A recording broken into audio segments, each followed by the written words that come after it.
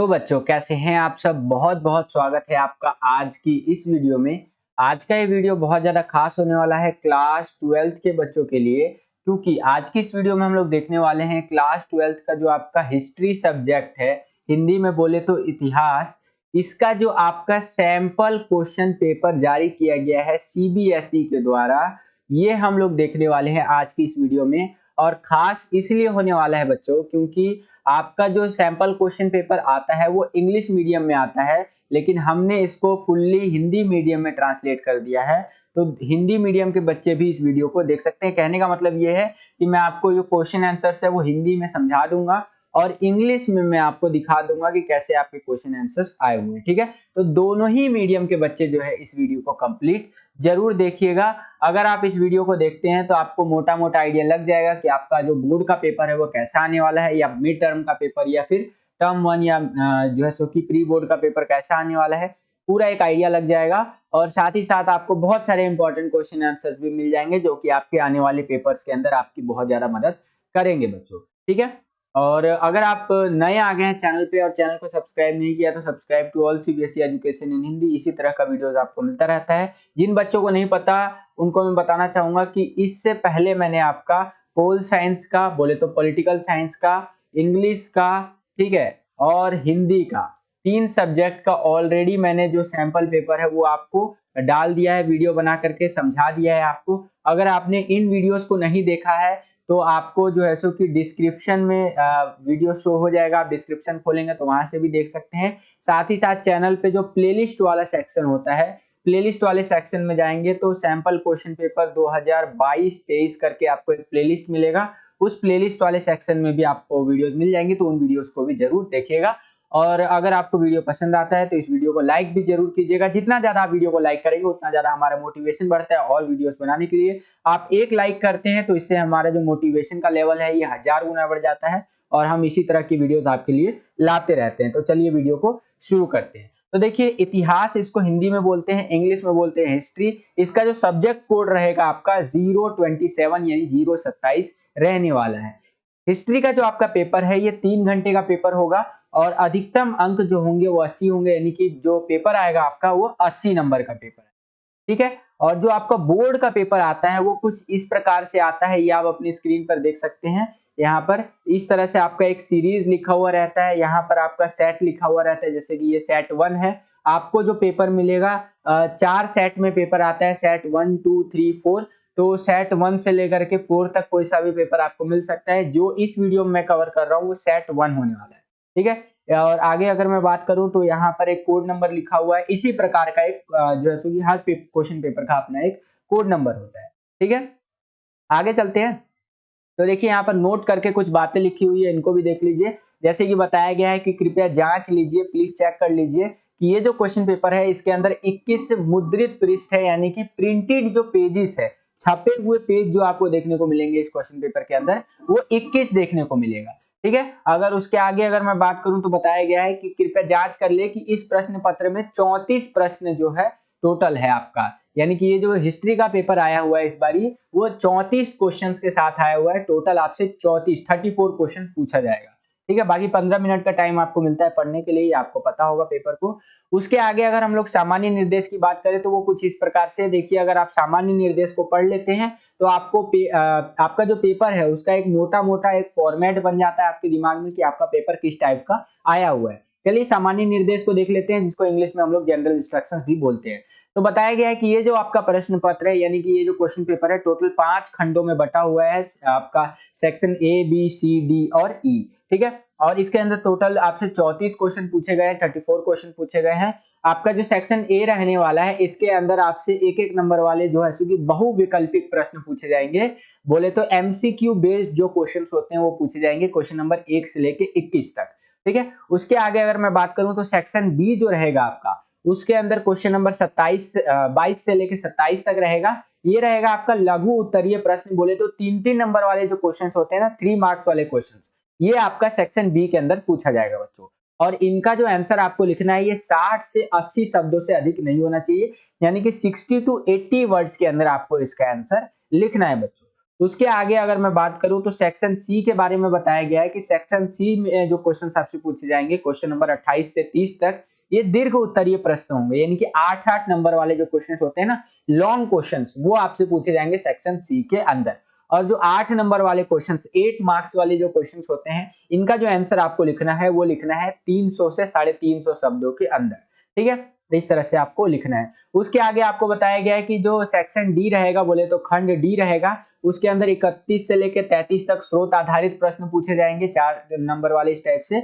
और उसके आगे अगर बात करूं तो क्वेश्चन आपका सेक्शन ई के अंदर, खंड ई के अंदर क्वेश्चन नंबर जो 34 रहेगा वो नक्शे पे आधारित रहेगा, यानी कि मैप बेस्ड क्वेश्चन रहेगा, वो इस तरह से यहाँ आपका दिया हुआ है। उसके आगे भी कुछ इंस्ट्रक्शंस बताई हुई है, जिनको अगर आप पढ़ना चाहते हैं तो पढ़ सकते हैं वीडियो को पॉज करके, ठीक है। आगे चलते हैं। सेम यही चीज बच्चों आपका इंग्लिश में जनरल इंस्ट्रक्शंस के नाम से आता है। मैंने आपको हिंदी इंग्लिश दोनों मिक्सअप करके बता दिया। वैसे अगर आप इंग्लिश में सेपरेटली पढ़ना चाहते हैं तो ये आपकी स्क्रीन पर है, आप वीडियो को पॉज करके पढ़ सकते हैं बच्चों। सेपरेटली सिर्फ इंग्लिश मीडियम में यहाँ पर आपको देखने को मिलेगा, ठीक है।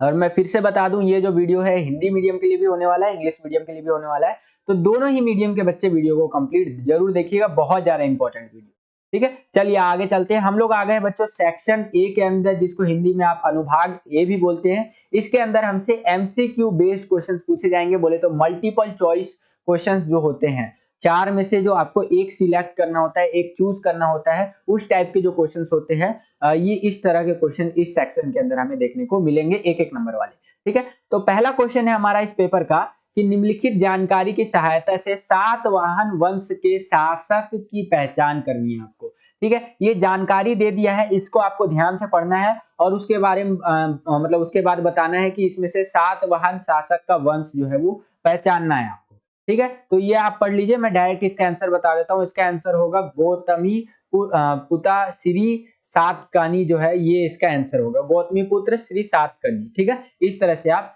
लिख सकते हैं। सेम यही क्वेश्चन आपका इंग्लिश मीडियम में आएगा, यहाँ पर आप देख सकते हैं, इस तरह से इंग्लिश मीडियम में आएगा ये, और आंसर जो आपका रहेगा वो इस तरह से यहाँ पर रहेगा। ऑप्शन नंबर जो हमारा बी है वो बिल्कुल यहाँ पर करेक्ट होगा, गौतमी पुता श्री सातकर्णी, ठीक है। तो इस तरह से आप लिख सकते हैं। आगे चलते हैं, अगला क्वेश्चन देखते हैं बच्चों। अगला क्वेश्चन है दूसरा क्वेश्चन कि निम्नलिखित में से किसने पहली शताब्दी ईस्वी में सबसे पहले सोने के सिक्के जारी किए थे? तो कुषाण शासकों ने किए थे बच्चों। किसने किए थे?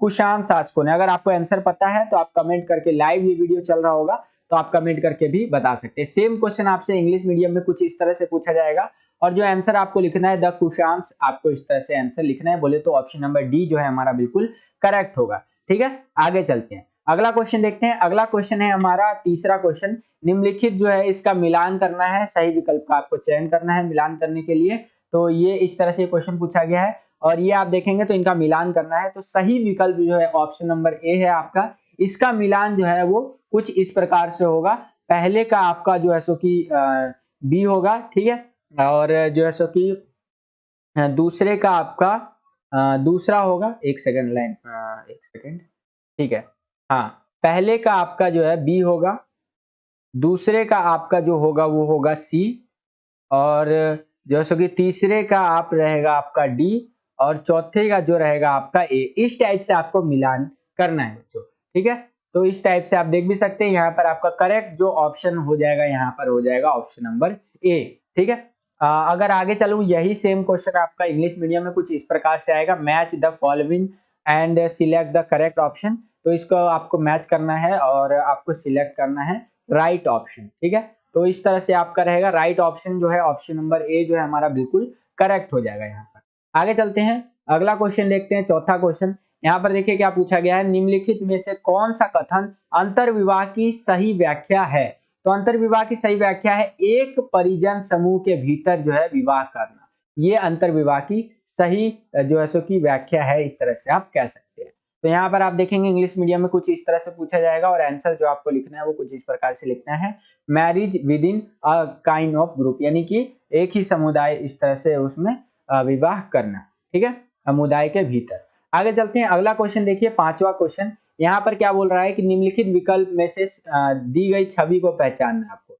ये जो छवि है, यानी ये एक चित्र दे दिया है, यहाँ पर आप देखेंगे ठीक है। इस चित्र, ये जो आपको चित्र लिया गया है, इसका स्रोत है एनसीईआरटी से ये चित्र लिया गया है। इस चित्र को पहचानना है कि ये चित्र है क्या भाई, ठीक है। तो यहाँ पर अगर आप देखेंगे तो ऑप्शन नंबर सी जो है बिल्कुल करेक्ट हो जाएगा आपका।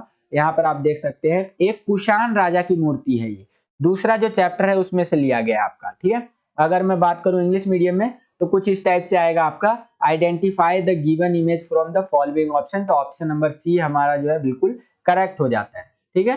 तो आई होप कि आपको समझ में आया होगा। आगे चलते हैं, अगला क्वेश्चन देखते हैं। अगला क्वेश्चन है हमारा छठा क्वेश्चन कि आप अपने आप के लिए दीपक बनो क्योंकि तुम सभी को अपनी मुक्ति स्वयं करनी होगी, ठीक है। नीचे दिए गए विकल्प में से बुद्ध के शब्दों के सार की पहचान करनी है। ये बुद्ध के शब्द है कि अपने आप के लिए दीपक बनो क्योंकि तुम सभी को अपनी मुक्ति स्वयं करनी होगी। तो ये जो आपका कह सकते हैं शब्द है बुद्ध के है, और इसका जो सार है, इसका मतलब क्या निकलता है वो आपको बताना है। तो इसका कहने का मतलब यह है, ऑप्शन नंबर ए हमारा करेक्ट होगा कि व्यक्ति को आंतरिक सत्ता से जुड़ना चाहिए, ठीक है।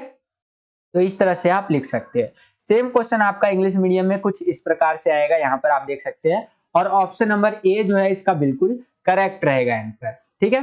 कि वन जैसे कि should connect to inner being, इस तरह से आप लिख सकते हैं। आगे चलते हैं, अगला क्वेश्चन देखते हैं कि निम्नलिखित राजवंशों में से किस एक ने हिरिया नहर का निर्माण कराया। तो संगम वंश ने हिरिया नहर का निर्माण करवाया था बच्चों, ठीक है। यही क्वेश्चन आपका इंग्लिश मीडियम में कुछ इस प्रकार से आएगा, और जो आंसर रहेगा option number A Sangam dynasty, ठीक है। तो इस तरह से लिख सकते हैं। आगे चलते हैं, अगला क्वेश्चन है हमारा आठवां क्वेश्चन कि रिक्त स्थान की पूर्ति करनी है आपको।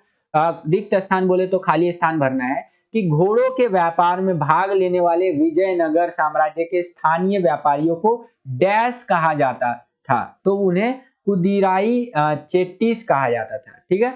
सेम क्वेश्चन इंग्लिश मीडियम में इस तरह से आएगा, यहाँ पर आप देख सकते हैं। और आपको आंसर जो लिखना है वो ऑप्शन नंबर सी कुदिराई चेट्टीस, ठीक है। इस तरह से आपका आंसर हो जाएगा। आगे चलते हैं, अगला क्वेश्चन देखिए, नौवां क्वेश्चन की निम्नलिखित विकल्पों में से चिश्ती सिलसिला का सही कालानुक्रम कालानुक्रमिक क्रम ज्ञात करना है। मतलब काल के हिसाब से आपको लगाना है चिश्ती सिलसिले को। तो इसका ऑप्शन नंबर जो डी है वो बिल्कुल करेक्ट हो जाएगा, यानी कि पहले आएगा आपका चौथा, फिर आएगा आपका दूसरा, फिर आएगा आपका पहला, और देन आएगा आपका तीसरा। तो ऑप्शन नंबर जो इसका डी है वो बिल्कुल करेक्ट हो जाएगा। सेम क्वेश्चन इंग्लिश मीडियम में कुछ इस प्रकार से आएगा, यहाँ पर आप देख सकते हैं। और इसका ऑप्शन नंबर जो हमारा यहाँ पर देख सकते हैं डी है वो बिल्कुल ही करेक्ट हो जाएगा बच्चों, ठीक है। आगे चलते हैं, अगला क्वेश्चन देखते हैं बच्चों। अगला क्वेश्चन है हमारा 10वां क्वेश्चन कि नीचे दो कथन दिए गए हैं, एक को अभिकथन ए और दूसरे को जो सो कि कारण आर के रूप में दर्शाया गया है, और आपको उस हिसाब से आंसर देना है। बोले तो जो असेशन और रीजन, जो रीजन वाले क्वेश्चन होते हैं इस तरह से, वो वाले आ गए, यानी कि अभिकथन और कारण वाले क्वेश्चन, इसमें से आपको सही उत्तर लिखना है। तो देखिए यहाँ पर अभिकथन क्या कह रहा है, यानी ए क्या कह रहा है कि पुरातत्वविदों और इतिहासकारों को हड़प्पा की लिपि रहस्यमय लगी, ठीक है, यह अभिकथन कह रहा है। और कारण कह रहा है कि हड़प्पा की लिपि आज तक अस्पष्ट है। तो बिल्कुल सही है भाई, दोनों ए और आर सही है, और आर जो है ए की सही व्याख्या है। तो इस तरह से ऑप्शन नंबर ए हमारा बिल्कुल करेक्ट हो जाएगा बच्चों। सेम क्वेश्चन आपका इंग्लिश मीडियम में कुछ इस तरह से आएगा, और जो ऑप्शन नंबर ए जो है हमारा यहाँ पर both A and R R correct and R is the correct explanation of A, ठीक है। तो इस तरह से असेसन के बारे में आप यहाँ पर लिख सकते हैं। आगे चलते हैं, अगला क्वेश्चन है 11वां क्वेश्चन कि निम्नलिखित को सही विकल्प के साथ पूरा करें, ठीक है। तो सही विकल्प के साथ पूरा करना है किताबुल हिंद अल बरूनी रिहल्ला जो है इब्न बतूता का, ठीक है। तो इस तरह से आपको लिखना है, ठीक है। तो यहाँ पर इंग्लिश मीडियम में कुछ इस तरह से क्वेश्चन आया हुआ है, और आंसर जो आपको लिखना है option number D Ibn Battuta का रिहल्ला रहेगा, ये पुस्तक के बारे में। उसके आगे अगर हम लोग चले तो निम्नलिखित का जो है सो कि आपको सही सुमेलन करना है, ठीक है, या कह लीजिए मैच करना है। तो इसमें से कौन सा सही सुमेलित बैठता है, मतलब वो बताना है आपको। तो देखिए लखनऊ का जो बिरजिस कादरी जी है, ये आपके सही नेता यहाँ पर बनते हैं, ठीक है। तो ये आपका ऑप्शन नंबर डी हमारा बिल्कुल करेक्ट होगा, यानी कि ऑप्शन नंबर डी लखनऊ के बिरजिस कादर जी, ठीक है। तो ये आप लिख सकते हैं। आगे चलते हैं, अगला हमारे जो क्वेश्चन है 13वां क्वेश्चन के नीचे दो कथन दिए गए हैं, एक को अभिकथन ए और आर के रूप में दर्शाया गया इस तरह से। तो वही अभिकथन और कारण वाला क्वेश्चन आ गया, तो समझते हैं इसको। देखिए यहाँ पर दावा क्या कह रहा है, बोले तो अभिकथन क्या कह रहा है कि संथालों को जमीन दी गई थी और राजमहल पहाड़ियों के चट्टानी ऊपरी हिस्से में बसने के लिए राजी किया गया था। और कारण कह रहा है कि अंग्रेजों ने पहाड़ियां और संथाल को आदर्श बसने वाले के रूप में माना। ठीक है, तो यहाँ पर आपको बताना है क्या सही है। तो देखिए इसका ऑप्शन नंबर सी लिखेंगे कि आपका जो दावा है वो तो सही है, लेकिन जो कारण आर है वो सही नहीं है। तो ऑप्शन नंबर सी हमारा यहाँ बिल्कुल करेक्ट हो जाएगा। सेम क्वेश्चन इंग्लिश मीडियम में इस तरह से आएगा, यहाँ पर आप देख सकते हैं। और आंसर जो आपको लिखना है ये ऑप्शन नंबर सी रहेगा आंसर, ये आप अपनी स्क्रीन पर देख सकते हैं बच्चों। ठीक है, और अगर आपको ये वीडियो पसंद आ रहा है बच्चों तो वीडियो को लाइक करते चलिए। जितना ज्यादा आप वीडियो को लाइक करेंगे उतना ज्यादा हमारा मोटिवेशन बढ़ेगा और वीडियोस को बनाने के लिए। ठीक है, और शेयर भी करते चलिए अपने सभी दोस्तों के साथ। आगे चलते हैं, अगला क्वेश्चन देखते हैं। अगला क्वेश्चन है हमारा 14वां क्वेश्चन कि निम्नलिखित कथन पर विचार कीजिए और इनमें से सही का चयन कीजिए। ठीक है, तो इसमें से अगर हम लोग सही की बात करें तो पहला और दूसरा सही है। यहाँ पर जो पहला है और ये जो दूसरा है ये बिल्कुल हमारा करेक्ट बन जाता है। ठीक है, तो इस तरह से आप लिख सकते हैं ऑप्शन नंबर सी जो है हमारा बिल्कुल यहाँ करेक्ट है। आगे चलते हैं, यही क्वेश्चन आपका इंग्लिश मीडियम में कुछ इस प्रकार से आएगा, ये आप अपनी स्क्रीन पर देख सकते हैं। और ऑप्शन नंबर जो सी है पहला एंड दूसरा ये बिल्कुल करेक्ट बनेगा यहाँ पर। ठीक है, आगे चलते हैं। अगला क्वेश्चन है 15वां क्वेश्चन कि अहोम शासक निम्नलिखित में से किस क्षेत्र के थे? तो वो थे असम के थे। कहाँ के थे बच्चों? असम के थे। ठीक है, सेम क्वेश्चन इंग्लिश मीडियम में आएगा कि from which of the following regions Ahom rulers belong to? तो वो असम से बिलोंग करते थे। आगे चलते हैं, अगला क्वेश्चन देखते हैं 16वां क्वेश्चन कि निम्नलिखित में से कौन सा धातु का सिक्का मुगल साम्राज्य के दौरान अधिक प्रचलित था आपका? तो सिल्वर का जो सिक्का था ना वो मुगलों के टाइम पे बहुत ज्यादा फेमस था। ठीक है, तो यही क्वेश्चन इंग्लिश मीडियम में कुछ इस तरह से पूछा जाएगा और आंसर जो रहेगा ऑप्शन नंबर डी सिल्वर रहेगा। ठीक है, आगे चलते हैं, अगला क्वेश्चन देखते हैं। अगला क्वेश्चन है हमारा 17वां क्वेश्चन कि निम्नलिखित में से किसने बंगाल में स्थायी बंदोबस्त की शुरुआत की थी? तो इसका सही उत्तर है लॉर्ड कॉर्नवालिस जी जो थे, इन्होंने स्थायी बंदोबस्त की शुरुआत की थी। ठीक है, तो इस तरह से आप लिख सकते हैं। सेम क्वेश्चन यहाँ पर आएगा कि इंग्लिश मीडियम में who among the following introduce permanent settlement in Bengal. ठीक है, तो इस तरह से आपका जो लॉर्ड यहाँ पर आप देख सकते हैं कॉर्नवालिस जी जो है वो हमारा यहाँ पर सही उत्तर होगा, ऑप्शन नंबर ए। आगे चलते हैं, अगला क्वेश्चन है हमारा 18वां क्वेश्चन कि निम्नलिखित में से, ध्यान से देखिए कि निम्नलिखित में से कौन सा विकल्प सही है? तो ऑप्शन नंबर हमारा डी सही है कि गांधी जी के गोखले उनके राजनीतिक गुरु के रूप में थे। ठीक है, यानी गांधी जी के गुरु जी जो थे वो गोखले जी थे। ठीक है, राजनीतिक गुरु। तो ऑप्शन नंबर हमारा जो डी है वो बिल्कुल करेक्ट हो जाएगा। ठीक है, वही क्वेश्चन इंग्लिश मीडियम में आएगा कि विच of the following option is correct, तो ऑप्शन नंबर डी हमारा यहाँ बिल्कुल करेक्ट हो जाएगा। ठीक है, आगे चलते हैं, अगला क्वेश्चन देखते हैं। अगला क्वेश्चन है हमारा 19वां क्वेश्चन कि निम्नलिखित युग्मों में से ज्ञात कीजिए कि कौन सा सही युग्म सम्मिलित नहीं है। ठीक है, सही सुमेलित नहीं है। ठीक है, तो ऑप्शन नंबर डी हमारे यहाँ सही नहीं है, लॉर्ड कैनिंग धार्मिक विकलांगता अधिनियम। ठीक है, अधिनियम, तो ये हमारा गलत है।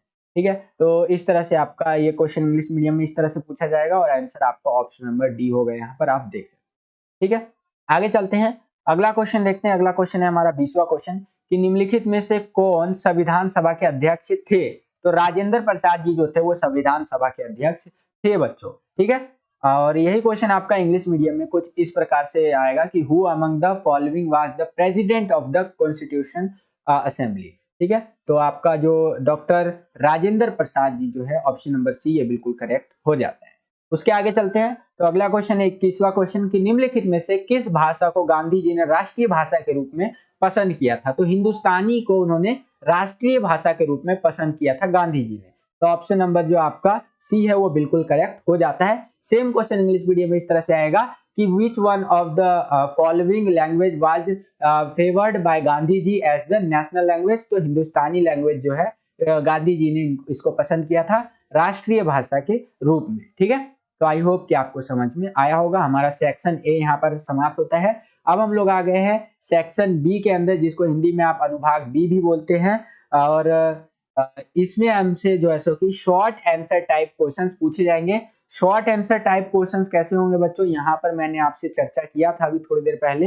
यहाँ पर अगर आप देखेंगे तो आप जो सेक्शन नंबर बी है हमारा, उसके अंदर 3 नंबर वाले क्वेश्चंस आपसे पूछे जाएंगे, जिनका आंसर आपको देना है 60 से 80 शब्दों में होना चाहिए आपका आंसर।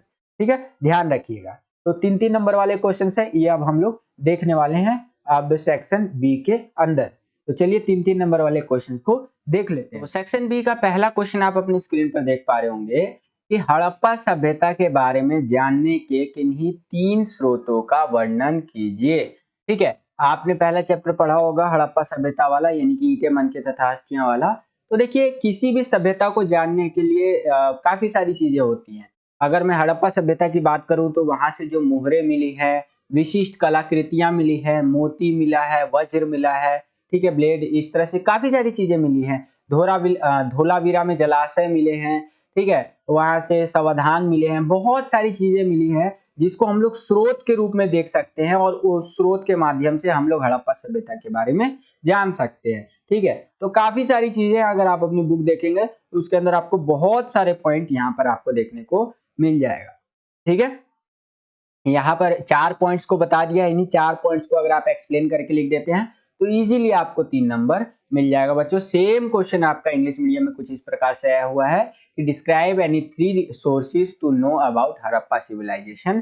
ठीक है, तो यहाँ पर इंग्लिश मीडियम में आपको ऑप्शंस ज्यादा देखने को मिलेंगे, यानी कि ज्यादा से ज्यादा क्वेश्चन देखने को मिलेगा। देख पा रहे हैं लगभग यहाँ पर आपको 9 पॉइंट दे रखा है, तो 9 में से कोई भी आप अगर 3 अच्छे से एक्सप्लेन कर देते हैं, ठीक है, तो आपको इजीली जो है 3 नंबर मिल जाएगा बच्चों। ठीक है, आगे चलते हैं। इसी के अंदर आप देखेंगे तो एक अथवा में क्वेश्चन आपसे पूछ रहा है कि अगर आपको ऊपर वाला क्वेश्चन नहीं आता तो नीचे वाला क्वेश्चन आप अटेम्प्ट कर सकते हैं। तो इसके अथवा में देखिए क्या क्वेश्चन यहाँ से हमसे पूछा हुआ है, ध्यान से समझने का प्रयास कीजिए कि हड़प्पा जल निकासी प्रणाली की किन्हीं 3 विशेषताओं का वर्णन करें। तो जो हड़प्पा की जल निकासी प्रणाली थी, यानी कि पानी को निकालने की जो प्रणाली थी, नियम वगैरह थी, उसके बारे में बताना है। तो देखिए हड़प्पा के शहरों में सावधानी पूर्वक नियोजित जल निकासी व्यवस्था थी।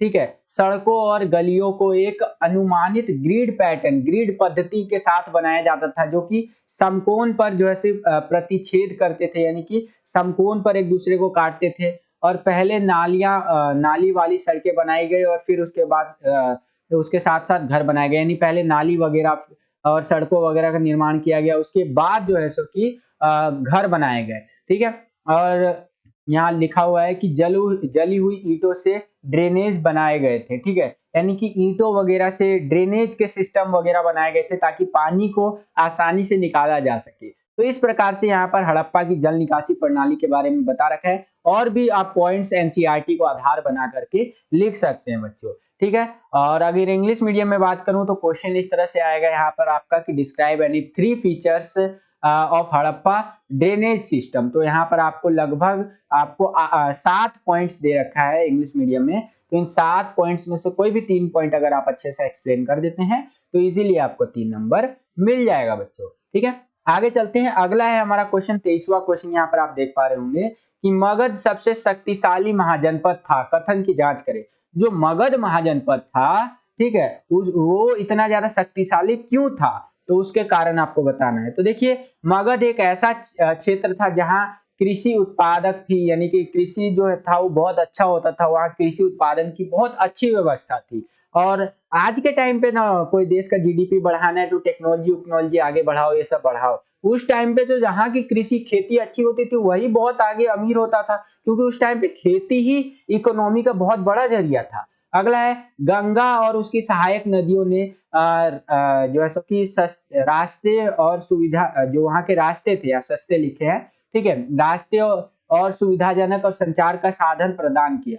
तो गंगा और उसकी जो सहायक नदियां थी ना वो यहाँ से गुजरा करती थी, जो कि ना एक तरह से रास्तों का निर्माण किया ताकि इजीली ट्रेड वगैरह हो सके, और साथ ही साथ यहाँ की जो संचार साधन थे वो भी बहुत अच्छे थे। ठीक है, उसके आगे अगर बात करें तो लोहे की खदानें थी, औजार और हथियार बनाने के लिए यहाँ पर सारी चीजें अवेलेबल थी। सेना के एक महत्वपूर्ण हाथी क्षेत्र था, यहाँ पर जंगलों में पाए जाते थे। मतलब सेना का अगर एक महत्वपूर्ण चीज देखे हाथी, तो यहाँ के जंगलों में हाथी पाए जाते थे, जिनको इजीली ये लोग लाते थे, उसको ट्रेन करते थे और अपने सेना में शामिल कर लेते थे और भी ज्यादा शक्तिशाली बन जाते थे। तो ये सारे कारण थे मगध के शक्तिशाली होने के। और भी सारे कारण आप लिख सकते हैं, बहुत सारे कारण हो सकते हैं। ठीक है, सेम क्वेश्चन इंग्लिश मीडियम में आपका कुछ इस प्रकार से पूछा जाएगा कि Magadha was the most powerful mahajanapada जो है सो कि ये इस तरह से है, एग्जामिनिंग द स्टेटमेंट, यानी कि इस चीज को आपको जांच करना है। ठीक है, तो यहाँ पर आपको लगभग 5 पॉइंट्स दे रखा है, इन पांचों में से कोई 3 भी आप एक्सप्लेन कर देते हैं इंग्लिश मीडियम में तो आपको इजीली 3 नंबर मिल जाएगा। हिंदी मीडियम में भी आपको 4 पॉइंट दे रखा है, 4 में से कोई 3 अच्छे से एक्सप्लेन करना है बच्चों। उसके आगे अगर हम लोग चले तो 24वां क्वेश्चन देखिए क्या पूछ रहा है कि कार्ल मार्क्स के अनुसार एशियाई उत्पादन प्रणाली की अवधारणा का विश्लेषण कीजिए। कार्ल मार्क्स के ऊपर पूछ रखा है, ध्यान रखिएगा। ठीक है, तो अगर हम लोग एशियाई उत्पादन प्रणाली की अवधारणा की बात करें तो यहाँ पर इस तरह से लिख सकते हैं कि निजी संपत्ति की कमी पर मुगल भारत और यूरोप के बीच में मतभेद पर आधारित बर्नियर के विचार को कार्ल मार्क्स द्वारा उत्पादन के एशियाई मोड की अवधारणा के रूप में और विकसित किया गया। ठीक है, और इसी प्रकार से यहाँ पर आप देखेंगे लगभग 4 पॉइंट्स दे रखे हैं, इन चारों में से कोई भी 3 आप अच्छे से एक्सप्लेन कर देंगे, इजीली आपको 3 नंबर मिल जाएगा बच्चों। ठीक है, सेम क्वेश्चन आपका इंग्लिश मीडियम में कुछ इस प्रकार से आया हुआ है, ये आप अपनी स्क्रीन पर देख सकते हैं, और जो आंसर लिखना है आपको वो कुछ इस प्रकार से लिखते हुए चलना है, ये आप अपनी स्क्रीन पर देख सकते हैं इंग्लिश मीडियम में। ठीक है, तो यहाँ पर आप देख ही सकते हैं। आगे चलते हैं, अगला क्वेश्चन है हमारा 25वां क्वेश्चन, यहाँ पर आप देख सकते हैं कि विजयनगर साम्राज्य के जल संसाधनों की विशेषताओं का वर्णन कीजिए। तो विजयनगर साम्राज्य के अगर हम लोग जल संसाधनों की विशेषताओं की बात करें तो विजयनगर का प्राकृतिक बेसिन जो था वो तुंगभद्रा नदी द्वारा बनाया गया था, और इन चट्टानीय बहिर्वाहों ने कई धाराएं नदी में गिरती हैं यहाँ से। ठीक है, ये बताया गया है। जलाशय बनाने के लिए नदियों के किनारे तटबंध बनाए गए थे। बारिश के पानी को जमा करने के लिए पुख्ता इंतजाम जो है वो किए गए थे। तो इस तरह से आप इसका आंसर लिख सकते हैं। विजयनगर साम्राज्य के जल संसाधनों की विशेषता अगर आपसे पूछे तो यहाँ पर आपके सामने आंसर है बच्चों। सेम क्वेश्चन अगर इंग्लिश मीडियम में आएगा तो कुछ इस प्रकार से आएगा, ये आप अपनी स्क्रीन पर देख सकते हैं, और आंसर जो आपको लिखना है वो इस प्रकार से लिखना है बच्चों। ठीक है, आप 7th जो चैप्टर है आपका विजयनगर साम्राज्य वाला, उसके अंदर से ये आया हुआ है। अगला क्वेश्चन देखते हैं बच्चों, 26वां क्वेश्चन कि जोतदारों की शक्ति जमींदारों की शक्ति से अधिक प्रभावशाली थी। इस जो उपयुक्त तर्कों के साथ जो है सो इसकी पुष्टि करनी है आपको। तो देखिए मैंने ये क्वेश्चन आपको पहले भी करवा रखा है। जोतदार क्यों ताकतवर हुआ करते थे? क्योंकि जोतदार जो थे जमींदारों के विपरीत गांव में रहा करते थे। जोतदार ने गरीब जो ग्रामीणों के एक बड़े हिस्से पर सीधे नियंत्रण का प्रयोग किया। वो लोग गांव में रहते थे तो एक गांव के जो एक बड़ा तबका था गरीब लोगों का, उसके ऊपर जोतदारों का डायरेक्ट नियंत्रण कंट्रोल रहा करता था। उन्होंने जमींदारों द्वारा गांव का जामा जैसो कि जामा यहाँ लिखा हुआ है, मतलब कि टैक्स ये कह लीजिए, जो कर दिया करते थे। जब जमींदार लोग कर बढ़ाया करते थे ना तो जोतदार लोग इसका विरोध करते थे और इसका विरोध करने का प्रयास करते थे। बेसिकली गांव वालों को बोलते थे तुम टैक्स क्यों दे रहे हो ज्यादा, मैं हूं ना तुम्हारे साथ, मत दो टैक्स। तो गांव वाले भी एकदम चौड़े चौड़े में आकर के, हाँ भाई हमारे साथ जोतदार फलनामा है, हम तो नहीं देगा टैक्स, जाओ जो करना है करो। ठीक है, तो ये चीज होता था। अगला है चौथा कि उन्होंने जमींदारी जो है सो कि अधिकारियों को अपने कर्तव्यों का पालन करने से रोका। जो जोतदार हुआ करते थे वो जमींदार लोगों को उनका जो कर्तव्य हुआ करता था, जैसे टैक्स वसूलना और देखरेख करना, इन सब चीजों को करने से रोका करते थे। ठीक है, और वो गांव में रहा करते थे, उनके पास बहुत ज्यादा जमीनें हुआ करती थी। तो इन्हीं सभी कारणों की वजह से आप लिख सकते हैं कि जो जोतदार हुआ करते थे वो जमींदारों की तुलना में अधिक ताकतवर या अधिक प्रभावशाली हुआ करते थे। ठीक है, तो आई होप कि आपको ये क्वेश्चन समझ में आया होगा। सेम क्वेश्चन अगर आपका इंग्लिश मीडियम में आएगा तो वो कुछ इस प्रकार से आएगा, ये आप अपनी स्क्रीन पर देख सकते हैं, और जो आंसर आपको लिखना है बच्चों वो कुछ इस प्रकार से लिखना है, ये आप अपनी स्क्रीन पर देख सकते हैं। ठीक है, आगे चलते हैं। अगला क्वेश्चन है हमारा 27वां क्वेश्चन, ये देख सकते हैं कि कला और साहित्य ने 1857 की स्मृति को जीवित रखने में मदद की। भारतीय दृष्टिकोण से उदाहरण सहित स्पष्ट करना है आपको। यानी कि कला और साहित्य ने 1857 की जो स्मृति थी उसको जीवित रखने में मदद की। 1857 का जो विद्रोह हुआ था उस चीज को एक तरह से जिंदा रखा, भारतीय दृष्टिकोण में आपको बताना है। तो देखिए इस तरह से आंसर लिखेंगे आप कि विद्रोह के नेताओं को युद्ध में देश का नेतृत्व करने वाले वीर व्यक्ति के रूप में प्रस्तुत किया गया। यानी कि जो लोग विद्रोह कर रहे थे, जो नेता लोग, उनको ऐसे पेश किया गया कि ये देश का नेतृत्व कर रहे हैं, देश के लीडर के रूप में काम कर रहे हैं, इतने वीर व्यक्ति हैं, ऐसे प्रस्तुत किया गया ताकि उनको स्मृत जीवित रखने में मदद किया जा सके। और अगला पॉइंट है कि इसने दमनकारी शाही शासन के खिलाफ लोगों को धर्मी आक्रोश के लिए जगाने में मदद किया। लक्ष्मीबाई के वीरता के बारे में वीर कविताएं लिखी गई ताकि सब याद रख सके। रानी ने अपनी मातृभूमि की आजादी के लिए लड़ाई लड़ी और लड़ते लड़ते जो है वो वीर गति को प्राप्त हो गई। तो इस तरह से आप लिख सकते हैं बच्चों। उसके आगे अगर मैं चलूं तो यही क्वेश्चन है, सॉरी यहाँ पर एक बार इसको इंग्लिश मीडियम में आप देख लीजिए, वो कुछ इस प्रकार से इंग्लिश मीडियम में पूछा जाता है आपसे इस टाइप का क्वेश्चन, सेम क्वेश्चन, और जो आपको आंसर लिखना है वो कुछ इस प्रकार से लिखना है बच्चों। ये आप अपनी स्क्रीन पर देख सकते हैं। लगभग यहाँ 6 से 7 पॉइंट्स के अंदर आपको इंग्लिश मीडियम में आंसर दे रखा है। इन्हीं में से कोई 3 अगर आप अच्छे से एक्सप्लेन कर देते हैं तो इजीली आपको जो है वो 3 नंबर मिल जाएगा बच्चों। आगे चलते हैं। इसी के अथवा में आपसे एक क्वेश्चन पूछ लिया है कि अगर आपको ऊपर वाला क्वेश्चन नहीं आता है तो नीचे वाला क्वेश्चन आप अटेंड कर सकते हैं। तो इसके अथवा में देखिए बच्चों क्या क्वेश्चन आपसे पूछ रहा है कि 1857 के विद्रोह में अफवाहों और भविष्यवाणियों ने महत्वपूर्ण भूमिका निभाई। उदाहरण के साथ जो है इस कथन की व्याख्या आपको करनी है। तो देखिए 1857 का जो विद्रोह हुआ था वहां पर बहुत सारी अफवाहें फैली हुई थी और कई भविष्यवाणियां थी जिन्होंने इंपॉर्टेंट मेजर रोल प्ले किया। तो पहले देखिए अफवाहें क्या फैली हुई थी। पहला अफवाह तो ये था कि जो एनफील्ड राइफल के कारतूस आए हुए थे उसमें गाय और सुअर की चर्बी जो है वो मिलाई गई थी। ठीक है, अगर कोई भी जो सैनिक है उसे अपने दांत से इस तरह से खींच करके उसके अंदर बारूद भर के वो राइफल चलाता है तो उसका जो है सो कि धर्म जो है वो भ्रष्ट हो जाएगा।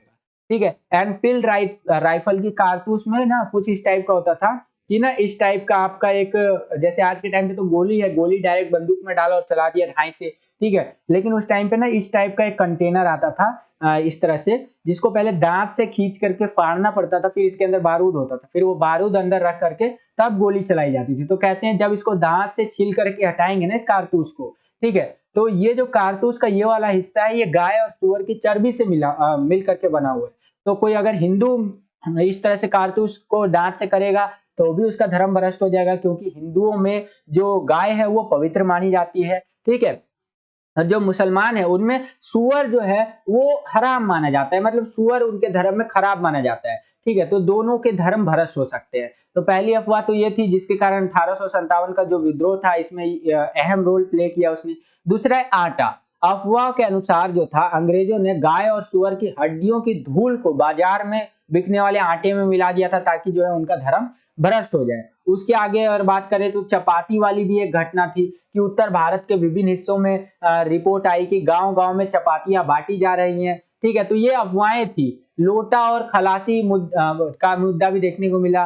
तो ये सारी चीजें आप लिख सकते हैं। और भविष्यवाणियों की बात करें तो प्लासी का युद्ध लिख सकते हैं। ठीक है, तो इस तरह से आप लिख सकते हैं। अपना जो वो है अपने ही मुंह में आकर गिरेगा, इस तरह की बातें भी देखने को मिली थी। तो इस तरह से इस क्वेश्चन का आंसर लिख सकते हैं। ये 3 नंबर का आपका क्वेश्चन था बच्चों। सेम क्वेश्चन अगर आपका इंग्लिश मीडियम में आएगा तो कुछ इस प्रकार से आएगा और जो आंसर आपको लिखना है वो कुछ इस प्रकार से लिखना है। ये आप अपनी स्क्रीन पर देख सकते हैं बच्चों। ठीक है, आगे चलते हैं। अब हम लोग आ गए हैं सेक्शन सी के अंदर, जिसको हिंदी में आप खंड सी भी बोलते हैं। और इसके अंदर हमसे लॉन्ग आंसर टाइप क्वेश्चन यानी दीर्घ उत्तरीय प्रश्न जो है वो पूछे जाएंगे। बोले तो जो 8-8 नंबर वाले जो क्वेश्चन है ना वो आपसे पूछे जाएंगे बच्चों। ठीक है, और अगर मैं सामान्य निर्देश आपको दिखाऊं, यहाँ पर आप देखेंगे सामान्य निर्देश के अंदर भी आपको देखने को मिलेगा कि क्वेश्चन नंबर 28 से लेकर 30 तक जो क्वेश्चन है 28 से 30 तक ये 8 नंबर वाले हैं और इनका आंसर जो आपको लिखना है ये 300 से 350 शब्दों के अंदर लिखना है बच्चों। ठीक है, ध्यान रखिएगा। तो चलिए देखते हैं इन क्वेश्चंस को भी हल करने का प्रयास करते हैं। ओके, तो हमारा जो सेक्शन सी का पहला क्वेश्चन है कि 28वां क्वेश्चन कि महाभारत काल के दौरान देखे गए पारिवारिक संबंधों का वर्णन आपको करना है। ठीक है, तो महाभारत काल के दौरान देखे गए पारिवारिक संबंध किस तरह से होते थे? तो परिवार आमतौर पर रिश्तेदारों के रूप में परिभाषित लोगों के बड़े नेटवर्क का हिस्सा हुआ करता था। ठीक है, और एक ही परिवार के लोग भोजन संसाधन कार्य साझा करते थे। इन्हीं एक ही परिवार के लोग साथ मिलकर के खाया करते थे, रहते थे, एक साथ रहते थे और एक साथ अनुष्ठान यानी पूजा पाठ वगैरह किया करते थे। ठीक है, पारिवारिक संबंधों को अक्सर स्वाभाविक और रक्त पर आधारित माना जाता था, यानी खून से जोड़ करके देखा जाता था, जैसे ये मेरा खून का रिश्ता है, इस तरह से माना जाता था। उसके आगे अगर हम लोग बात करें महाभारत काल की, तो पितृवंश के बारे में नियम महाभारत पितृत्व को दर्शाता है। यह कौरव और पांडवों के बीच भूमिका और सत्ता पर एक झगड़े का वर्णन करता है। यानी कि उस टाइम पे पितृवंशिकता जो है वो काफी प्रचलित था और कौरवों और पांडवों का एग्जाम्पल यहाँ ले रखा है। अगला है कि अधिकांश शासक राजवंशों ने थोड़ी भिन्नता के साथ पितृवंश का पालन किया। थोड़ा थोड़ा अलग तो ज्यादातर जो राजवंश थे ना, सभी ने पितृवंशिकता का पालन किया। यानी कि जैसे कि पिता है, उसका बेटा राजा बनेगा, फिर उसका बेटा, फिर उसका बेटा, इस तरह से पालन किया, ठीक है। लेकिन थोड़ा थोड़ा अलग करके, सबने एक ही जैसा पालन नहीं किया था, लेकिन पालन सबने पितृवंशिकता का ही किया था। बहुत सी अवधारणाएं पारिस्थितिकियों में प्रभावती गुप्त जैसी महिलाओं ने शक्ति का प्रयोग किया। तो कुछ और बातें बता रखा है। विवाह के नियम, विवाह की 2 प्रणालियां थी, ठीक है। यहाँ पर आप देख सकते हैं जो शादियां लड़कियों की सही समय पर और सही व्यक्ति से की जाती थी। तो इस तरह से कुछ और बातें यहाँ पर बता रखी हैं। तो ये क्वेश्चन आपका जो आएगा 8 नंबर में, इस तरह से आंसर आप लिख सकते हैं। और पूरी कोशिश किया कीजिएगा कि 8 नंबर का क्वेश्चन जो आता है उसके अंदर एक भूमिका बनाइए और एक आप अच्छा सा निष्कर्ष बनाइए, ताकि इजीली आप उस क्वेश्चन को अटेंड कर सके। सेम क्वेश्चन अगर आपका इंग्लिश मीडियम में आएगा 28वां क्वेश्चन, तो इसका इस तरह से आएगा कि describe the familial relationship observe during Mahabharata era, यानी महाभारत काल के दौरान। तो इस तरह से क्वेश्चन आएगा 8 नंबर में। और इंग्लिश मीडियम में आपके काफी सारे पॉइंट्स आपको दे रखे हैं, यहाँ पर आप देख ही सकते हैं। लगभग आपको 15-17 पॉइंट दे रखे हैं यहाँ पर, आप देखेंगे तो, ठीक है। ये देखेंगे इतने सारे पॉइंट्स दे रखे हैं, इनमें से कोई भी अगर 8 आप अच्छे से एक्सप्लेन कर देते हैं तो इजीली आपको 8 नंबर मिल जाएगा बच्चों, ठीक है। आगे चलते हैं। अब इसी के अंदर आपको एक अथवा वाला क्वेश्चन देखने को मिलेगा, यानी कि अगर आपको ऊपर वाला क्वेश्चन नहीं आता है तो नीचे वाला क्वेश्चन आप अटेंड कर सकते हैं। अब इसके अथवा में देखिए बच्चों क्या क्वेश्चन पूछा हुआ है। इसके अथवा में आपसे क्वेश्चन पूछ रहा है, यहाँ पर देखिए कि महाभारत काल के दौरान संसाधनों तक पहुंच के सामाजिक निहितार्थों का वर्णन करना है। यानी महाभारत काल के दौरान जो संसाधन थे उस तक पहुंच का जो मतलब कैसे पहुंचा जाता था, उसके सामाजिक निहितार्थ के बारे में आपको बताना है। तो देखिए, संपत्ति के लिए लैंगिक पहुंच जरूरी थी, यानी धर्मशास्त्रों के अनुसार पिता की मृत्यु के बाद पैतृक संपत्ति को बेटों के समान रूप से विभाजित कर दिया जाता था, जिसमें सबसे बड़े बेटे को एक विशेष हिस्सा दिया जाता था, ठीक है। तो अगर हम लोग महाभारत काल के दौरान संसाधनों के बंटवारे की बात करें समाज में, तो जो संपत्ति होता था उसको पुरुषों को दिया जाता था, खास करके बेटों को। उसके आगे बताया गया है कि महिलाएं इन संसाधनों के हिस्से का दावा नहीं कर सकती थी, यानी कि जो लेडीज होती थी, महिलाएं होती थी, वो अपने पिता की संपत्ति नहीं मांग सकती थी, उनको ये अधिकार नहीं था। महिलाओं को स्त्री धन बनाए रखने की अनुमति थी, यानी कि महिलाएं जो थी अपना स्त्री धन जो बनाए रख सकती थी, या उनके बच्चों को विरासत में मिली हो सकती थी बिना पति का, इस पर कोई दावा नहीं था, ठीक है।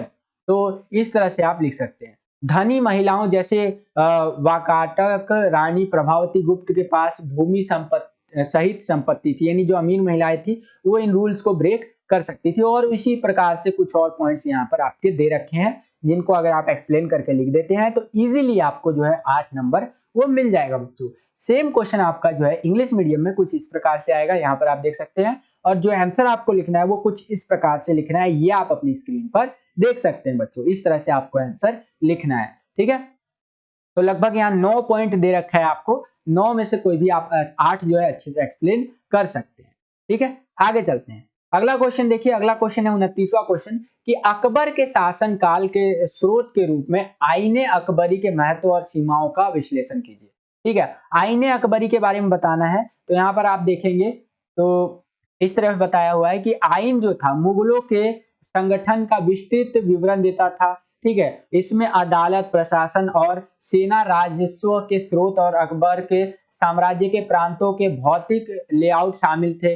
इसमें लोगों के साहित्यिक, सांस्कृतिक और धार्मिक परंपराएं भी शामिल थी, ठीक है। और इसमें साम्राज्य के प्रांतों, सूबों के विवरण के बारे में पता चलता है, सूबे किस तरह से हुआ करते थे उसके बारे में भी पता चलता है आईने अकबरी से, ठीक है। और हमें जो आईने अकबरी है हमें मुगल प्रांतों की जटिल मात्रात्मक जानकारी भी देता है। तो ये तो इसके महत्व था आईने अकबरी का। अगर हम लोग सीमाओं की बात करें, यहाँ पर देखिए आईने अकबरी की सीमाएं भी बता रखा है। तो कुल योग में कई त्रुटियां पाई गई, यानी कि टोटल जो जोड़ होता है ना, तो टोटल जो प्लस होता है उसमें कई गलतियां भी पाई गई है। जो n था वो मात्रात्मक डेटा जो था इसका कुछ हद तक विषम प्रकृति का था, यानी ठीक प्रकार से नहीं लिया गया था। इसी प्रकार से चीजें यहाँ बताई गई है जिसको आप देख सकते हैं बच्चों। ठीक है, अगर सेम क्वेश्चन आपका इंग्लिश मीडियम में आएगा तो कुछ इस प्रकार से आएगा। यहाँ पर आप देख सकते हैं आईन अकबरी के बारे में, और जो आपको आंसर लिखना है पहले तो इसके इंपॉर्टेंस के बारे में आप लिख दीजिएगा, देन उसके बाद आपको लिमिटेशंस के बारे में लिखना होगा बच्चों, जो कि आप यहाँ पर देख सकते हैं। इस तरह से आपको लिमिटेशंस के बारे में यहाँ पर लिखना होगा। ठीक है, आगे चलते हैं। इसी के अथवा में आपसे क्वेश्चन पूछा गया है कि अगर आपको ऊपर वाला क्वेश्चन नहीं आता तो नीचे वाला क्वेश्चन आप जो है अटेंड कर सकते हैं। तो इसके अथवा में देखिए क्या क्वेश्चन पूछा गया है कि उन तरीकों का परीक्षण कीजिए जिनसे पंचायतों और ग्राम प्रधानों ने मुगल ग्रामीण समाज को नियंत्रित किया। ठीक है, तो मुगल ग्रामीण समाज को कैसे नियंत्रित किया गया? तो ग्राम पंचायत अपनी संपत्ति पर वंशानुगत अधिकारों वाले बुजुर्गों की एक सभा थी। ठीक है, यानी जो ग्राम पंचायत हुआ करता था वो अपनी संपत्ति पर जो वंशानुगत जो है सो के अधिकार होते थे वो बुजुर्गों की एक सभा हुआ करती थी जिसके अंदर बुजुर्ग वगैरह बैठा करते थे। पंचायत आमतौर पर एक विषम निकाय हुआ करता था।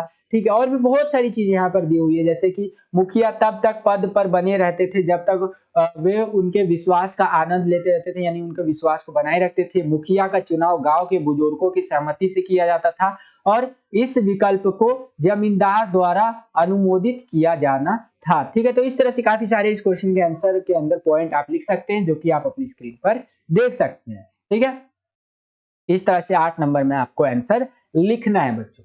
आगे चले, सेम क्वेश्चन आपका इंग्लिश मीडियम में आएगा तो कुछ इस प्रकार से आएगा, ये आप अपनी स्क्रीन पर देख सकते हैं, और जो आंसर आपको लिखना है वो कुछ इस प्रकार से लिखते हुए चलना है बच्चों। काफी सारे पॉइंट्स आपको इंग्लिश मीडियम में बता रखा है, लगभग 11 पॉइंट्स के आसपास।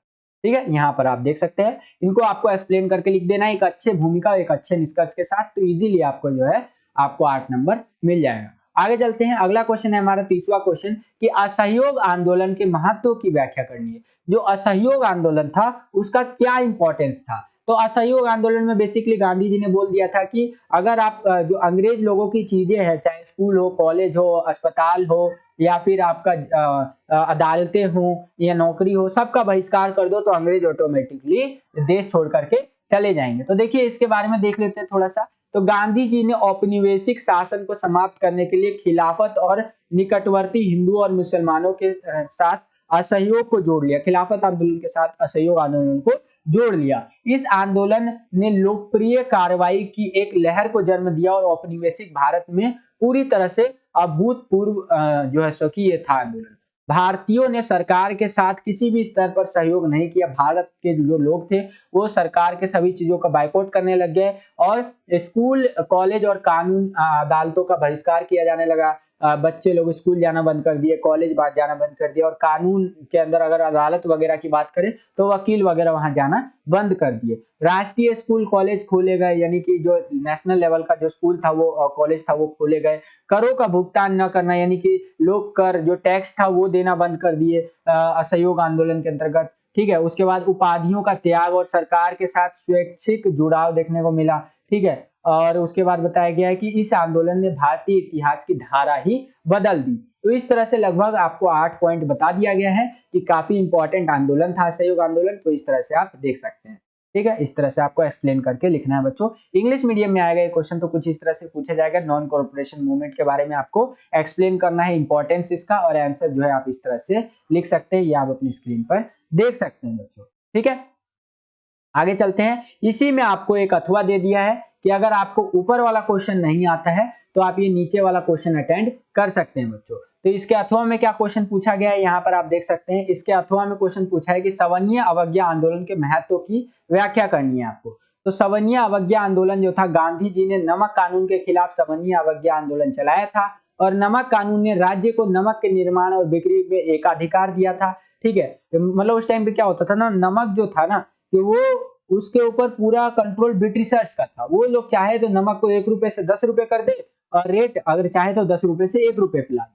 ठीक है, तो गांधी जी इसको तोड़ना चाहते थे, और वहीं पर सवर्णीय अवज्ञा आंदोलन, डांडी मार्च, ये सभी चीजें देखने को मिली। ठीक है। उसके आगे बताया गया है नमक पर राज्य का एकाधिकार गहरा अलोकप्रिय था, क्योंकि प्रत्येक भारतीय के घर में नमक परिहार्य यानी कि यूज करते ही हैं। लोगों को घरेलू उपयोग के लिए भी नमक बनाने की मनाही थी कि आप अपने डोमेस्टिक यूज के लिए, घरेलू यूज के लिए भी नमक नहीं बना सकते हैं। गांधी जी ने ब्रिटिश शासन के खिलाफ व्यापक असंतोष को लामबंद करने की आशा की और दांडी मार्च शुरू कर दिया। दांडी में उन्होंने नमक कानून तोड़ा और देश के अन्य हिस्सों से समानांतर नमक मार्च आयोजित किए गए। ठीक है। और किसानों ने औपनिवेशिक वन कानूनों का उल्लंघन किया, जिनसे वनों तक उनकी पहुंच को प्रतिबंधित कर दिया गया था। ठीक है। तो इस तरह से यहाँ पर आप जो है इस क्वेश्चन का आंसर लिख सकते हैं 8 नंबर के लायक। ठीक है। और अगर यही क्वेश्चन देखिए, ऊपर वाले क्वेश्चन के कुछ और पॉइंट यहाँ पर दिए हुए, अगर यही क्वेश्चन आपका इंग्लिश मीडियम में आएगा तो इस तरह से आएगा, यहाँ पर आप देख सकते हैं। और जो आंसर आपको लिखना है वो कुछ इस प्रकार से लिखना है, ये आप अपनी स्क्रीन पर देख सकते हैं बच्चों। इस तरह से आप आंसर लिख सकते हैं। काफी सारे पॉइंट्स, लगभग 19 पॉइंट आपको बता रखे हैं यहाँ पर। ठीक है। तो इस तरह से आप देख सकते हैं, यहाँ पर आपके ये सारे पॉइंट्स दिए हुए। ठीक है। आई होप कि इतना आपको समझ में आया होगा। अब हम लोग आ गए हैं बच्चों सेक्शन डी के अंदर, जिसको हिंदी में आप खंड डी भी बोलते हैं। इसके अंदर आपसे सोर्स बेस्ड जो क्वेश्चंस होते हैं, स्रोत आधारित क्वेश्चंस, वो पूछे जाएंगे बच्चों। ठीक है। तो 31वां क्वेश्चन है कि निम्नलिखित स्रोतों को ध्यानपूर्वक पढ़िए और नीचे दिए गए प्रश्नों के उत्तर दीजिए। तो इस स्रोत को पढ़ना है और देन आपको क्वेश्चंस का आंसर देना है। तो पहला जो स्रोत है वो सांची के बारे में, सांची 19वीं सदी में, उसके बारे में अगर आप इसको पढ़ना चाहते हैं तो पढ़ लीजिए। मैं डायरेक्ट जो है क्वेश्चन आंसर्स पे चलूंगा। एक बार मैं नीचे कर देता हूं। ओके, इसको आप पढ़ लीजिए, मैं डायरेक्ट क्वेश्चन आंसर्स पे चलूंगा ताकि हमारा टाइम बच सके। ठीक है। तो इसी से संबंधित आपका पहला क्वेश्चन है 31.1 में कि सिकंदर कनिंघम के लिए सांची की दिलचस्पी क्यों थी। ठीक है। तो पहला आंसर में आप पहला पॉइंट लिखेंगे, कनिंघम को स्तूप पर सचित्र रिपोर्ट तैयार करनी थी, इसलिए उसको अच्छा लग रहा था, दिलचस्पी आ रहा था। और सांची बौद्ध विरासत का केंद्र होने और भारत के इतिहास और पुरातत्व में एक महत्वपूर्ण हिस्सा होने के कारण वो उस सिकंदर कनिंघम को उसके ऊपर दिलचस्पी बढ़ता जा रहा था। ठीक है। तो इस तरह से इस क्वेश्चन का आंसर आप लिख सकते हैं। आप अगर इंग्लिश मीडियम में दिखाऊं तो इस तरह से आपका ये सोर्स है, हिंदी में बोले तो स्रोत और इंग्लिश में बोले तो सोर्स।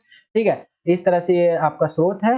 और ये जो स्रोत है आपका, ये एनसीईआरटी से लिया गया है आपका। ठीक है। इसी के ऊपर आपका 31.1 में इस तरह से क्वेश्चन पूछा गया है और जो आपको आंसर लिखना है वो कुछ इस प्रकार से लिखना है। ठीक है। आगे चलते हैं। अगला हमारा है 31.2 कि सांची का बौद्ध धर्म से क्या संबंध था। तो सांची का अगर हम लोग बौद्ध धर्म, एक मिनट, ओके, सांची का अगर हम लोग बौद्ध धर्म के संबंधों की बात करें तो सांची सबसे पुराने बौद्ध स्मारकों में से एक है, जिसमें बुद्ध के अवशेष रखे गए थे। ठीक है। और स्तूप का गुंबदकार आकार ध्यान में बैठे बुद्ध का प्रतिनिधित्व करता है। ठीक है। तो ये संबंध था बौद्ध धर्म से सांची का। ठीक है। यही क्वेश्चन आपका इंग्लिश मीडियम में आएगा कि how was Sanchi related with Buddhism. तो आपको इस तरह से आंसर लिखना है, ये आप अपनी स्क्रीन पर देख सकते हैं। एक एक नंबर के क्वेश्चन थे।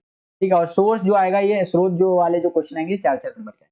अब ये वाला क्वेश्चन 2 नंबर का है कि शाहजहां बेगम ने सांची के स्तूप का संरक्षण कैसे किया। तो शाहजहां बेगम ने भोपाल के शासकों शाहजहां बेगम और सुल्तान जहां बेगम ने प्राचीन स्थलों के संरक्षण के लिए धन उपलब्ध कराए, पैसा दिया। और जॉन वार्सल ने सांची पर अपने महत्वपूर्ण खंड जो है सुल्तान जहां को समर्पित किए और उसने उस संग्रहालय को वित्त पोषित किया जो वहां बनाया गया था, और साथ ही गेस्ट हाउस जहां जॉन मार्शल रहते थे। ठीक है। तो इस प्रकार से शाहजहां बेगम ने सांची के स्तूप का संरक्षण किया। ठीक है। अगर यही चीज आपका इंग्लिश मीडियम में आएगा तो कुछ इस प्रकार से आएगा, यहाँ पर आप देख सकते हो। और आंसर जो आपको लिखना है वो कुछ इस प्रकार से लिखना है। चौथे चैप्टर से ये क्वेश्चन आपका लिया गया, सोर्स लिया गया, स्रोत आपका। ठीक है। उसके आगे चलते हैं तो हम लोग आगे हैं 32वां क्वेश्चन। ये भी स्रोत आधारित है, 4 नंबर का क्वेश्चन है और इसमें भी आपका स्रोत दिया हुआ है, कृष्ण के प्रति प्रेम को करके मीराबाई का ये स्रोत है। और ये वाला जो स्रोत है इंग्लिश मीडियम में कुछ इस प्रकार से, यहाँ पर आप देख सकते हैं। ये जो लिया गया है आपका, ये आपका लिया गया है मीराबाई वाला। मैं बता देता हूं आपको, मीराबाई वाला जहां तक है ये आपका उस वाले चैप्टर से लिया गया है, क्या नाम है, भक्ति सूफी परंपरा वाले में से। ठीक है। तो वहां से ये सोर्स लिया गया है, लव फॉर द लॉर्ड करके ये सोर्स है, हिंदी में बोले तो कृष्ण के प्रति प्रेम करके। इसको अगर आप पढ़ना चाहते हैं तो पढ़ सकते हैं, मैं डायरेक्ट क्वेश्चन आंसर्स की तरफ चलना चाहूंगा। ठीक है। ताकि हमारा टाइम बच सके। तो पहला क्वेश्चन है हमारा 32.1 में कि मीराबाई को तपस्वी कहने के कारण का परीक्षण कीजिए। तो एक पॉइंट आप लिख सकते हैं, मीराबाई ने तपस्या का जीवन व्यतीत किया और एक भक्ति और रहस्यवादी कवि बन गई। ठीक है, इसीलिए उन्हें तपस्वी जो है वो कहने लगेगा। और 3 पॉइंट दे रखे हैं, इनको भी आप पढ़ सकते हैं। 1 नंबर का क्वेश्चन है तो 1 पॉइंट आप लिख सकते हैं। ठीक है, सेम क्वेश्चन अगर आपका इंग्लिश मीडियम में आएगा तो कुछ इस तरह से आएगा और आंसर आपको इस तरह से लिखना है, ये आप अपनी स्क्रीन पर देख सकते हैं बच्चों। ठीक है, आगे चलते हैं। अगला क्वेश्चन है हमारा कि मीराबाई के मेवाड़ के साथ संबंधों का विश्लेषण कीजिए। ये सारा जो क्वेश्चन है और जो आंसर है ये स्रोत आधारित है, सोर्स के अंदर से, स्रोत के अंदर से लिया गया है। ठीक है, तो इसलिए मैं बोलता हूँ स्रोत को पढ़ लिया कीजिए। तो मेवाड़ के साथ अगर मीराबाई के संबंधों की बात करें तो मीराबाई का विवाह मेवाड़ के राजकुमार से हुआ था, लेकिन कुछ वर्षों के बाद मेवाड़ के राणा की मृत्यु हो गई। ठीक है, या कह लीजिए राजा की मृत्यु हो गई, तो इस तरह से आप लिख सकते हैं। तो इस तरह से आपका इंग्लिश मीडियम में आएगा, यहाँ पर आप देखेंगे और इस तरह से आंसर आपको लिखना है 1 नंबर में। उसके आगे चलते हैं तो अगला क्वेश्चन हमारा 32.2 जो है ये 2 नंबर का है कि भक्ति आंदोलन के कवि संतों में मीराबाई किस प्रकार अद्वितीय थी। ये वाला आपका जो लिया गया सोर्स, ये भक्ति आंदोलन यानी कि भक्ति सूफी परंपरा वाले में से लिया गया, आप कंफर्म हो गया। ठीक है, तो इसका आंसर इस तरह से लिखेंगे कि मीराबाई अपनी सामाजिक आर्थिक पृष्ठभूमि के साथ साथ अपने लिंग के कारण भक्ति आंदोलन के कवि संतों में अद्वितीय थी और एक राजकुमारी के रूप में जन्मी उसने एक संत के जीवन को चुना और वह तपस्या का जीवन जीती थी, इसलिए मीराबाई जो थी वो अद्वितीय थी। ठीक है, और भक्ति आंदोलन के कवि संतों में। तो इस तरह से आप इसका आंसर लिख सकते हैं। यही क्वेश्चन आपका इंग्लिश मीडियम में आएगा तो इस तरह से आएगा और आंसर जो आपको लिखना है वो कुछ इस प्रकार से लिखना है आपको। ठीक है, आगे चलते हैं। अब हम लोग आ गए हैं 33वें क्वेश्चन पे। 33 जो हमारा क्वेश्चन है इसमें भी आपका स्रोत है, ये काफी बड़ा स्रोत है और ये जो स्रोत है बोले तो सोर्स है, ये आपका जो संविधान के निर्माण चैप्टर नंबर जो 15वां है उससे लिया गया है। पढ़ना चाहते हैं तो वीडियो को पॉज करके आप पढ़ सकते हैं। ठीक है, मैं स्क्रॉल करता हूँ, डायरेक्ट चलते हैं क्वेश्चन आंसर। ठीक है, आप 15वां चैप्टर खोलेंगे तो वहां पर आपको ये सोर्स या स्रोत मिल जाएगा।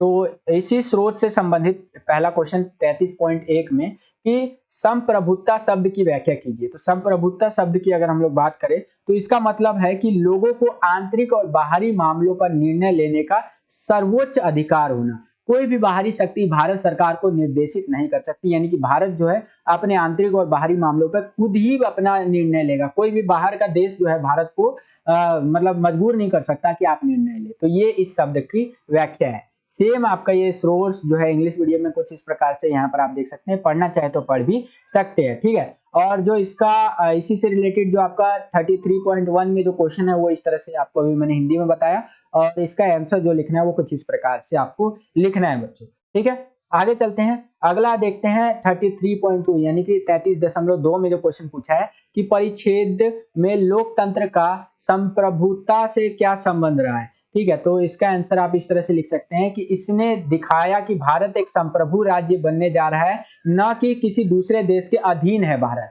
ठीक है, इसी तरह से 3 पॉइंट दे रखा है तो कोई भी 1 पॉइंट आप लिख सकते हैं। 1 नंबर का क्वेश्चन। ठीक है, सेम क्वेश्चन इंग्लिश मीडियम में आएगा तो कुछ इस प्रकार से पूछेगा, ये आप अपनी स्क्रीन पर देख सकते हैं और आंसर जो आपको लिखना है वो कुछ इस प्रकार से लिखना है बच्चों। ठीक है, आगे चलते हैं। अगला क्वेश्चन हमारा 2 नंबर के लिए है कि जो संवैधानिक निर्माता थे यानी संविधान के निर्माता, उन्होंने आर्थिक लोकतंत्र की आवश्यकता पर कैसे प्रकाश डाला। तो उन्होंने कैसे प्रकाश डाला, उन्होंने इस प्रकार से प्रकाश डाला कि भारतीय संविधान निर्माता ने एक सामाजिक व्यवस्था हासिल करके लोगों के कल्याण को बढ़ावा देने का प्रयास किया, जिसमें सभी को सामाजिक, आर्थिक और राजनीतिक न्याय प्रदान किया जाना चाहिए। वे चाहते थे कि भारत एक समाजवादी राज्य बने यानी समाजवादी देश बने। ठीक है, तो इस तरह से इस क्वेश्चन का आंसर आप लिख सकते हैं। सेम क्वेश्चन आपका इंग्लिश मीडियम में आएगा तो इस तरह से आएगा और जो आंसर आपको लिखना है वो कुछ इस प्रकार से लिखना है बच्चों। ठीक है, आगे चलते हैं। अब हम लोग आ गए हैं बच्चों सेक्शन जो आपका ई होता है। ठीक है, यानी कि जो आपका खंड ई जो होता है उसके अंदर, इसके अंदर हमसे मैप से रिलेटेड क्वेश्चन यानी मैप बेस्ड क्वेश्चन जो है वो पूछे जाएंगे बच्चों। ठीक है, तो देखते हैं एक एक करके। पहला जो हमारा है भारत के मानचित्र से संबंधित क्वेश्चन पूछे जाएंगे यहाँ पर आपसे। तो पहला है हमारा क्वेश्चन कि अमरावती एक स्तूप, तो आंध्र प्रदेश में अमरावती है। अगर अमरावती हम लोगों को लोकेट करना हो तो कैसे लोकेट करेंगे, ये देखिए ये आपके सामने मैप है और यहाँ पर आपका अमरावती आएगा, ये आप देख रहे हैं ना आंध्र प्रदेश। ठीक है, उसके आगे चले तो अगला है हमारा राखीगढ़ी सिंधु घाटी स्थल जो है ये हरियाणा के अंदर है। अब राखीगढ़ी कहाँ पर है भाई, तो यहाँ पर आपको राखीगढ़ी यहाँ पर देखने को। ठीक है। उसके आगे अगर हम लोग चले तीसरा, तो आगरा क्षेत्र मुगलों के नियंत्रण में उत्तर प्रदेश, ठीक है। तो उत्तर प्रदेश में आगरा आपको देखने को मिलेगा, तो उत्तर प्रदेश आगरा यहाँ पर, ठीक है। तो इस तरह से आपको लोकेट करते चलना है। इसी के अथवा में क्वेश्चन दे दिया है कि ऊपर वाले में से कोई आपको नहीं आता है, तो यहाँ से एक क्वेश्चन आप कर सकते हैं कि विजयनगर साम्राज्य की राजधानी कर्नाटक के अंदर विजयनगर है, तो आपका विजयनगर यहाँ पर आएगा बच्चों, ये आप देख सकते हैं, ठीक है। तो इस तरह से मैप वाला क्वेश्चन हो गया। और उसके आगे अगर हम लोग चले 34.2 में, तो यहाँ बताया गया है कि उसी रूपरेखा मानचित्र पर 2 स्थानों को ए और बी के रूप में चिन्हित किया गया है। 1857 के विद्रोह के केंद्रों के रूप में उन्हें पहचाने और उनके पास खींची गई रेखाओं पर उनका नाम आपको लिखना है, ठीक है। तो 1857 के विद्रोह के केंद्र के रूप में था, ये आप मुझे कमेंट करके बताइएगा कि ये कौन सा लोकेशन है और ये कौन सा लोकेशन है। देखता हूं आपकी तैयारी कितनी है बच्चों, ये आप मुझे कमेंट करके बताइएगा। तो बस यही था हमारा हिस्ट्री का सैंपल पेपर 2022 टेस्ट का समाप्त होता है। आई होप कि आपको वीडियो पसंद आया होगा बच्चों। अगर आपको ये वीडियो पसंद आया तो लाइक कीजिए इस वीडियो को, ज्यादा से ज्यादा लाइक कीजिए और हमारा मोटिवेशन बढ़ाइए और वीडियोस को बनाने के लिए। अगर आप चैनल पर नए आ गए और चैनल को सब्सक्राइब नहीं किया है तो लाल कलर का बटन दबा करके चैनल को सब्सक्राइब कर लीजिए। इसी तरह की वीडियोस आपको मिलती रहेंगी। बगल में आपको बेल का आइकन देखने को मिलेगा, जैसे ही आप सब्सक्राइब करेंगे उसको प्रेस करके आपको क्या करना है, ऑल पे क्लिक करना है। जैसे ही आप ऑल पे क्लिक कर देंगे, जो भी वीडियोस हम अपलोड करेंगे उसका नोटिफिकेशन सबसे पहले आपके फोन पर आ जाया करेगा। आपकी तैयारी इसी प्रकार से होते रहेगी। इससे पहले भी मैंने पॉलिटिकल साइंस का कह लीजिए और इंग्लिश का कह लीजिए, ठीक है, और हिंदी कह लीजिए, ये 3 सब्जेक्ट का ऑलरेडी मैंने आपके लिए सैंपल क्वेश्चन पेपर बना दिया है। तो इनका आपको जो है लिंक आपको मिल जाएगा, मतलब ये वीडियो आपको डिस्क्रिप्शन बॉक्स खोलेंगे वहां पर भी शो हो जाएगा और इन वीडियोस को प्लेलिस्ट वाले सेक्शन से भी आप जाकर के देख सकते हैं। काफी इंपॉर्टेंट वीडियो है, वहां से जाकर के जरूर देखिएगा, बहुत ज्यादा आपको मदद करेगा आपके पेपरों के अंदर। तो आज का ये वीडियो यहीं पर समाप्त करते हैं। आई होप कि आपको वीडियो पसंद आया होगा। आज के लिए इतना ही, मिलता हूं आपसे अगली और एक्साइटिंग वीडियो में। तब तक के लिए खुश रहिए, खुश रखिए सभी को। जय हिंद, वंदे मातरम।